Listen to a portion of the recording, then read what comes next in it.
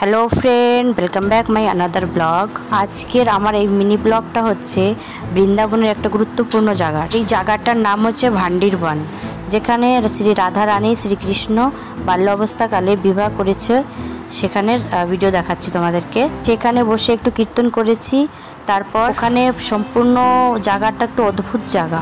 গাছে লেখা আছে রাধার নাম। ভাবতে পারিনি সেখানে আমরাও বিয়ে করব। বিয়ে করে সাত পাক ঘুরতে হয়, সেরকম আমরা সাত পাকে ঘুরলাম।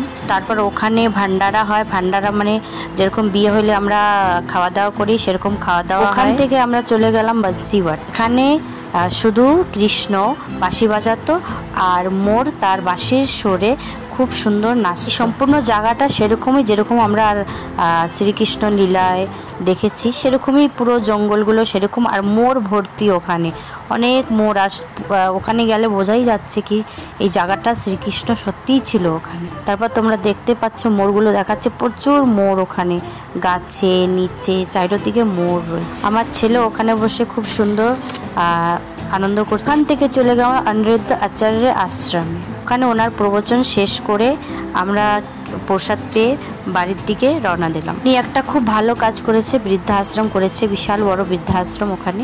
আজকের জন্য টাটা, বাই বাই সবাইকে। আমার মিনি ব্লগটা কেমন লাগছে জানিও সবাই।